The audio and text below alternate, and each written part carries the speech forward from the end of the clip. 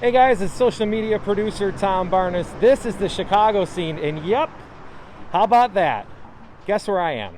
I'm at the Old Joliet Prison in Joliet, Illinois, and that shot you just saw is a shot from the Blues Brothers. And this is the Old Joliet Prison. And why am I here? Because they're going to shoot a movie, or they're going to play a movie, I should say. And my friend Greg here. How you doing, Greg? Hey, Tom. How are you? Good. Greg, what's the big fancy title that you have so everybody knows who you are? Executive Director of the Joliet Area Historical Museum in the Old Joliet Prison historic site where we are right now. Yeah, so Greg, let's take for a little walk here. I know we just met and all, but we'll just stroll down this path. What are we walking on right now, and where are we heading to? So we are walking along what was once known as Broadway and Main Street. They had two main corridors in the prison. So at one point this was called Railroad Street because you had two railroad lines that ran through here to supply the prison around the 1800s. So railroad line that ran right through here, like right now, right here? Where we're walking, yes. Oh, wow, okay. The prison was built in 1858, and the prisoners who were transported here from Alton, the first state penitentiary, literally built the prison around themselves. They quarried limestone in two quarries that was adjacent to the property here and commenced that work. So there was heavy industry going on. There were, but it was by the prisoners. Correct. So yes. a little kind of little Shawshank vibe a little bit. Yeah, we tell but groups on the up and up. Yes, that the practice of convict labor and kind of the state leasing out inmates to private companies was legal for 100 years, and that shocks a lot of people. But it's important to understand that. So, you notice around here it has this kind of feel of like a campus, and that was due to all the different shops and industries those later developed into things like vocational schools, high school, colleges, even at one point, as the notion of recidivism and let's try to get people who are here to re-enter society and be productive citizens as opposed to just punishing them for something. That all kind of developed here, and you had 150 years of penal history here from 1858 to 2002. So you saw a lot, not only just of criminality, but also a little better story of how we were developing our penal system and trying to do better and be better. But really, what we are most famous for and kind of what people make that instant connection to the Joliet prison is, of course, the Blues Brothers. Right, which is why we're here, correct? Yes. So why don't you explain what's happening, and are we still walking the right way? Yes, we can. Okay, I'm going to follow you, so don't let me lead. But for people who are wondering where we're at right now, we're in the central part of the prison, right? Because that's the Correct. Central Guard Tower, right? Yes, yeah, you have 16 acres inside the walls here. So even in its day in 1858, this was a vast, massive prison, even by today's standards. So, you have a lot of space out here again, almost 24 different outbuildings used for a variety of different purposes. And going back to what the prison is known for, again, the home of Joliet Jake, the origin story of Joliet Jake, if you will. So we are paying homage to that. As the 40th year since Blues Brother was released in 1980. So we decided, what better time and kind of tribute to the history of the property, to the film itself, to just, see the film, where it began. So any tidbits on what was behind you that's not there anymore? Yes. So behind me you have a cistern. This was the original water source for the prison, actually. Oh, okay. Water was brought in by a spring, and actually the prison did not have running water until the late 1940s. You heard that correctly. Wow, the 1940s, and then there's probably what's left of whatever water source is still here. Yes. If it even works anymore, I don't know, but probably not. Yeah, it was converted into a well, but yeah, there was a water tower in here at one point. The water supply changed. There's now a water tower just outside the prison that, now there's no water. So yeah. So Greg, what are we looking at right here? Because this is a menacing building. So here we have the prison's powerhouse. Probably not surprising that the prison was self-sufficient in terms of electricity, running water, which did not come to the prison until the 1940s. But the prison always had boiler heat and was somewhat self-sufficient in that regard. And that was for a variety of safety and security reasons. And what are we looking at here? This looks like, for people who've seen Shawshank, it's kind of recognizable a little bit. Yeah, so this is our main yard here, and this is where we will be having our Blues Brothers event on a 45-foot screen. We'll be showing the movie. And right now, we're literally walking on a path that John Belushi walked on when they filmed here This in path 1980. right here, huh? That's correct, yeah. You'll look and see the administration building there, 4-story administration building in the iconic castellated Gothic style.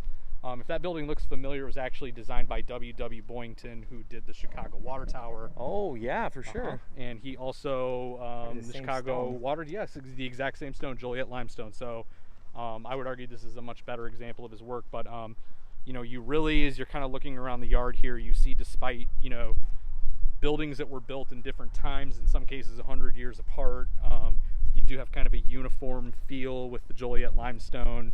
And I think that kind of represents the building's history, and Corrections has always kind of considered this a flagship institution. Again, it's 160 years old. So when I frame it, when I tell people that this prison had inmates in here from the state of Illinois from before the Civil War until after 9/11, that Holy really cow. puts it in perspective how And- much unbroken history was here and how much history was here. And now we're looking at the space where people can watch the Blues Brothers on a big screen right this way, right? Yeah, Yep. Towards Tower 7 over there. We, again, are making sure we are complying with all the state guidelines, of course, and as you can see from this vast expanse, we'll be having numbered circles here. We'll be able to, very easily and efficiently social distance people. Yeah, there's plenty of room. Plenty of room here, yes. So what's the little walk you were talking about where Yeah, we can so- get a sneak peek of what it was like inside? Mhm. So- Not that I'm very overly excited Yes, going to a prison, right, but correct. it's just out of curiosity. Yeah, so part of the challenge here has been, what do we do with this property? We had a lot of deterioration, a lot of damage, vandalism, even several acts of arson here. Wow. When the site I'll closed follow in you. 2002. So, we're kind of going for stabilizing and securing the site and kind of keeping some of this abandonedness. And that's kind of why it was nice. Kind of that's also why we're doing the movie, is to raise funds to help us preserve this site. And certainly, when you hear about all the way down. yes, the reputation of the Joliet Prison is certainly a scary place. This, when you see this definitely meets those expectations. This was a gallery of 80 cells here. Initially, the cells, there were 900 of them. They were 4 foot by 7 foot by 7 foot. So that's this that These we're looking at were right now. modified from those cells into a slightly bigger 5 by 8 by 10, which you see now. These are circa 1940s era cells, so they probably would not even be able to be legally used today. But when you consider in 150 years of history, you had one major remodel. You for 100 years did not have running water. For it was, 100 years. Yes, it was That's a place insane. you did not want to be. So I imagine this is pretty expensive to keep up, right? Yeah, well, we've really been blessed with a lot of community support, a huge amount of volunteer support at the Joliet level, and also a variety of public and private partners. And certainly we have the Dan Aykroyd connection with Blues Brothers, but we also have another Dan Aykroyd connection to the site with Crystal Head Vodka, and they're going to be out here with us at the movie making some really cool signature drinks. So we wanted to introduce you to them. Yeah, they're going to be making the drinks here for the showing of the Blues Brothers, which is what days again? This Friday and Saturday, right? Yep, this Friday, August 21st, Saturday, August 22nd. We are asking people to register, purchase their tickets ahead of time, just so we can make sure that we are complying with the guidelines and social distance. So JolietMuseum.org to get those tickets. And again, it helps the museum do our work out here and keep this project going and preserve, a literal and figurative, just very big piece of history of Illinois. Great. Well, let's go meet the folks that are doing the drinks. Do it. Okay. All right, so we made it back to the Central Guard Tower, and my friend David here is going to tell me why that's an important thing to know for this coming weekend. Hi, David. Hi, you definitely want to look for the guard tower here, because this is where the bar is going to be located, so you can get yourself a nice frosty beverage and enjoy the event. And the featured frosty beverage of choice is what? It's going to be the electric Elwood. So what? So I'm guessing that's it's a play on the main character of the movie, right? That's right, from the Blues Brothers movie. We're doing the 40th anniversary here. I'd love to show off the cocktail if I may. Yeah, go for it. Let's see what you got. Great, so we're just going to get some ice in our cup here. And we're gonna do 1.5 ounces of additive-free Crystal Head vodka, Dan Aykroyd's vodka. It's all coming together now. Yep. We're gonna do about 4 to 5 ounces of lemonade in there. And then, of course, to electrify the drink and top it off, we're just gonna do about 1 ounce of Blue Curacao. And that gives it that Hawaiian... Yeah, it's kind of a Hawaiian island taste and feel. With the lemonade, it pairs really nicely, and the vodka is additive free, so it makes cocktails as true to the recipe as possible. So we've got our electric Elwood here. That looks fantastic. And for people that are coming out, the guard tower, and then you guys said the bar will kind of be along this path here, and you will be here mixing up the drinks, right? That's right. So if you want a drink, see my friend David here.